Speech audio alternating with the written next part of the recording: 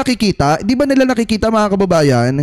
Unti-unting pinupunan ng gobyerno ni PBBM yung mga pangunahing pangangailangan ng mga kababayang Pilipino po natin. Nagsimula sa bigas at iba't iba pa na mga pangunahing pangangailangan ng mga kababayang Pilipino po natin. At ngayon naman mga kababayan, ang tututukan naman ng gobyerno ni PBBM ay yung issue sa tubig. Kaya nga may issue ng prime water na kung saan paiimbestigahan ng presidente. Kasi nga marami sa mga kababayang Pilipino po natin ang talagang nagrereklamo dyan po sa prime water na yan. Isa pa dyan mga kababayan, tingnan nyo mabuti isa pa po dyan, ginagawa ni PBBM ang lahat ng paraan na makakatulong at makakapagbigay ng maginhawang buhay sa mga kababayang Pilipino po natin. Ang isang halimbawa dyan yung libreng sakay. Doon po mga kababayan sa PNR. Alam ko namang alam nyo yan dahil nabasa nyo yan kanina sa balita. So ngayon, kung titingnan nyo rin, kaya siguro naiinggit yung mga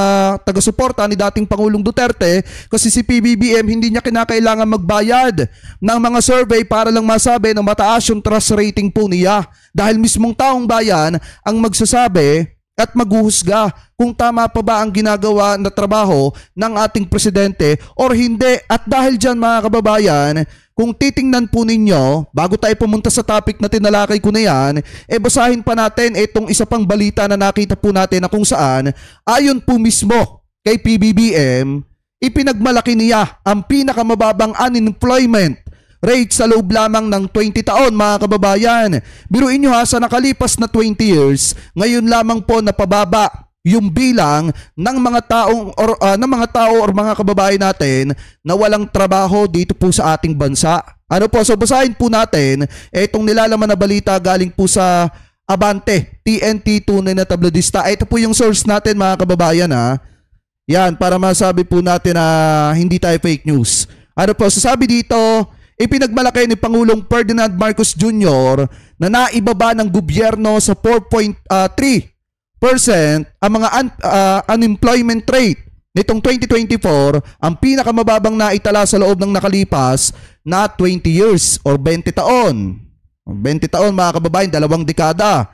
Ito ang inihayag ng Pangulo sa kanyang pagdalo sa ika-123 selebrasyon ng Labor Day sa Pasay City nitong Huwebes ng umaga. Sabi pa dito mga kababayan, ayon daw po kay PBBM, ayon sa Pangulo, dahil sa masiglang ekonomiya, naabot ng gobyerno ang pinakamababang porsyento ng unemployment rate at tuloy-tuloy na bumababa ito batay sa record nitong Pebrero. Patuloy ang pagbuti ng kalagayan ng ating labor market nitong Pebrero. Bumaba pa sa 3.8% ang unemployment rate natin, anang Pangulo.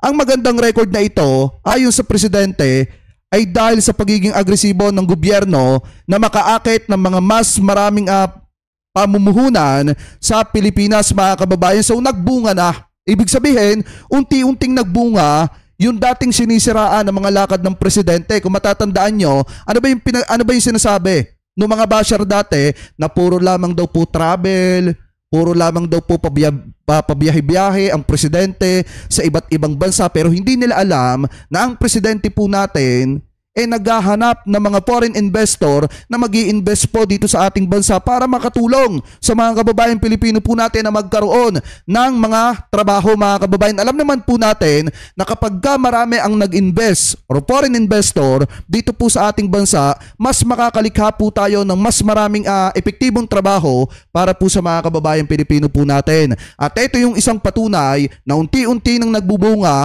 lahat ng pagsusumikap ng ating presidente. Sabi pa dito mga kababayan, ito pa daw.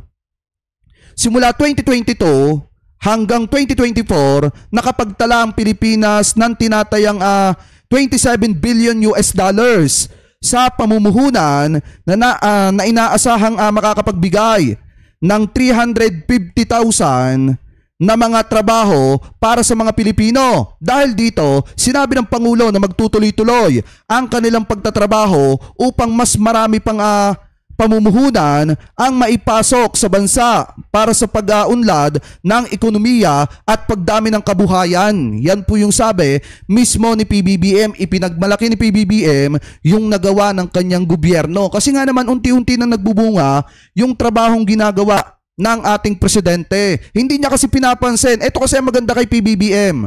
Tandaan niyo mga kababayan, hindi niya pinapansin lahat ng mga paninira po sa kanya kahit binabastos na yung kanyang ama, kahit binabanatan siya ng sarili niyang kapatid. Ang tanging ginagawa lamang po ng presidente, pinanghahawakan niya yung salita niya na mahal niya ang mamamayang Pilipino at gagawin niya ang lahat para maisakatuparan ang pangarap ng kanyang ama na mapaunlad ang Pilipinas at pangarap niya na matulungan at mabigyan ng magandang kinabukasan ang sambayan ng Pilipino. Kaya kahit anong batiko sa presidente, hindi po siya pumapatol kasi nga nakafocus si PBBM sa main goal ng gobyerno na mapaunlad ang sambayan ng Pilipino at ang Pilipinas. Mga kababayan, ano po? So ngayon, punta naman po tayo. Sabi ko nga po sa inyo, yung mga ginawa ni PBBM mismo mag-iingay at magtatanggol sa kanya. So kahit anong paninira kay PBBM, hindi po si PBBM nagpatinag. Kaya nga kung titingnan ninyo mga kababayan, ayon po dito sa IBC-TV 13. Yan po yung balita, mga kababayan, galing po dito. At yan po yung source natin. Sabi dito, trust satisfaction rating ni PBBM nananatiling mataas ayon po sa Okta Research. Patuloy ang tiwala at ang suporta ng napakarami mga Pilipino sa pamumuno ni Pangulong Ferdinand R. Marcos Jr.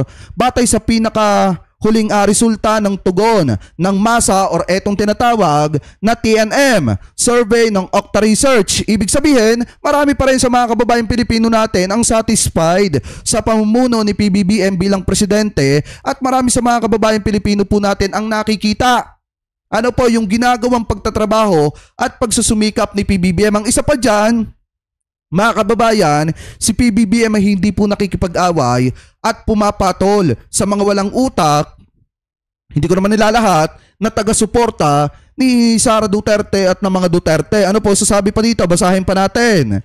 Batay sa datos, 60% o katumbas ng 6 sa bawat 10 Pilipino ang tiwala sa pamumuno ng Pangulo, habang 59% naman ang nagpahayag ng kanilang kasiyahan sa Administrasyong Marcos Jr.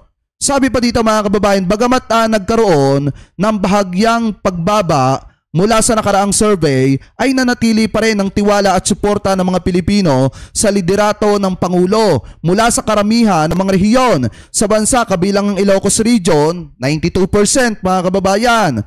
Cordillera Administrative Region, 87%. At Cagayan Valley, 83% mga kababayan. Isinagawa ang naturang survey mula Abril 2 hanggang 5.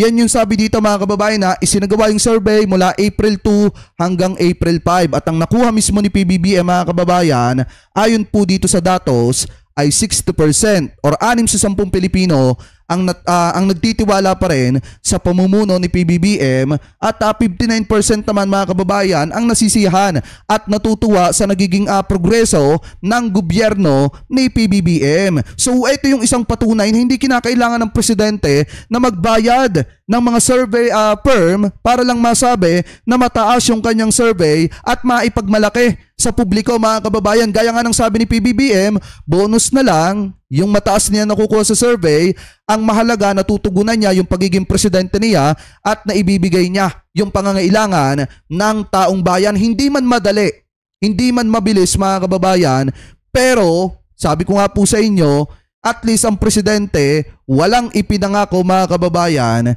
na hindi po nagkatotoo. Yung bigas mga kababayan na 20 pesos, pangarap po yan, hindi po yan pangako, pero ngayon ay nagkatotoo. Kaya nga hindi matanggap ng iba at kinakailangan pa na sirain nila ang presidente mga kababayan. So baka sabihin ng iba, fake news kahit dito sa isang balitang ito mga kababayan, maliwanag din naman na sinasabi na PBBM patuloy na tinatangkilik at pinagkakatiwalaan ng nakararaming Pilipino. Ayon po mismo sa Okta Research mga kababayan. So yung mga nagsasabi dyan na si PBBM itinatatwa na ng sambayan ng Pilipino at kinakailangan ng bumaba sa pwesto kasi wala na sa tamang pag-iisip, mukhang yung taong nagsabi noon ang kinakailangan na magpatingin ng kanyang utak kasi masyado nang depressed dahil sa dami ng kasalanan sa sambayan ng Pilipino at pagkakasangkot sa iba't ibang gawain, especially sa Pogo, siguro na depressed na dahil sa kakaisip sa kanyang mga kasalanan at sa possible na mangyari sa kanya kapag umuwi siya ng Pilipinas.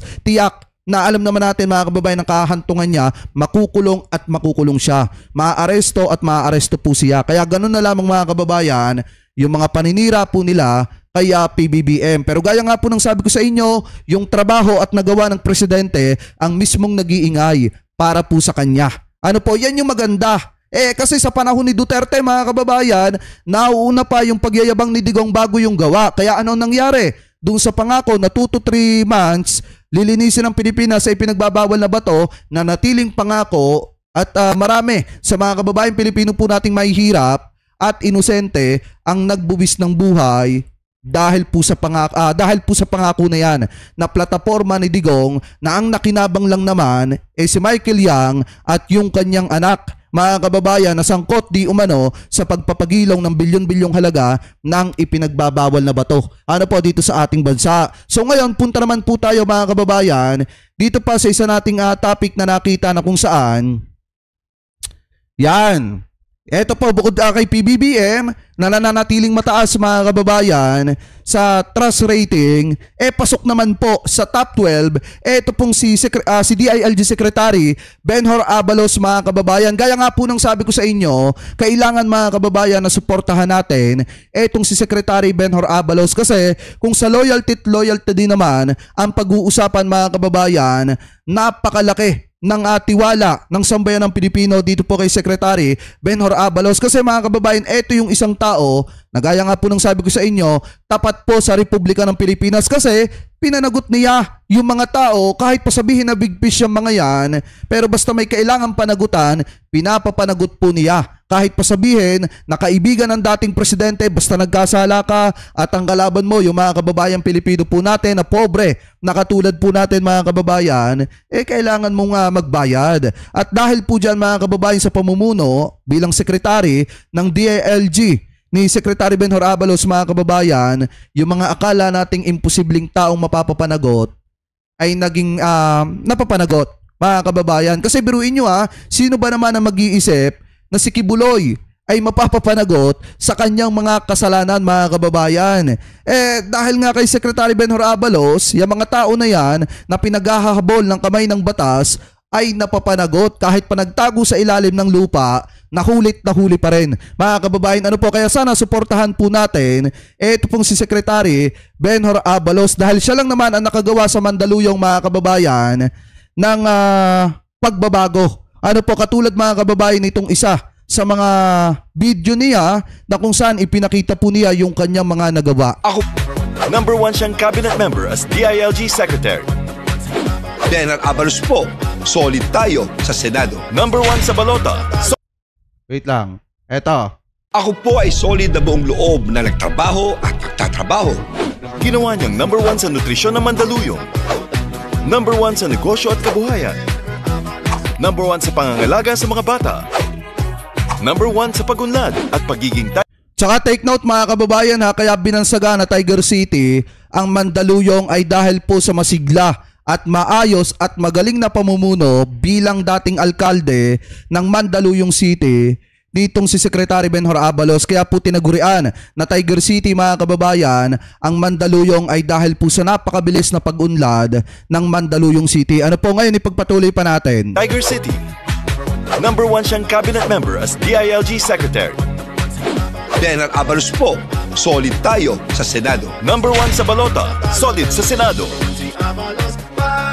So ayan mga kababayan, uulitin ko, pasok po sa top 12 na lumabas na survey etong si Secretary Benhur Abalos at sana suportahan po natin mga kababayan. Iilang araw na lang magkakaroon na ng paghuhusga ang mamamayang Pilipino kaya sana suportahan po natin ito pong si Secretary Benhur Abalos. Sabi ko nga po sa inyo mga kababayan, yung mga nasa ticket ni PBBM bibihira lang at iilan lang yung masasabi natin doon na talagang sasamahan si PBBM sa kanyang mga ginagawa sa ating gobyerno at yung iba doon mga kababayan nagtatago lang sa slot ni PBBM pero ang loyalty wala naman talaga sa sambayan ng Pilipino at naando doon mga kababayan mismo.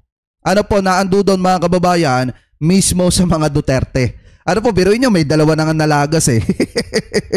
Dahil hindi maitago yung totoong loyalty nila na wala naman nga talaga sa Republika ng Pilipinas kung hindi naando doon sa mga politiko na bataan ng China at mga pro-China. Iwasan po nating magpabudol sa mga politiko na sumasamba sa China. Ang iboto natin, yung mga politiko na pro-Pilipinas mga kababayan.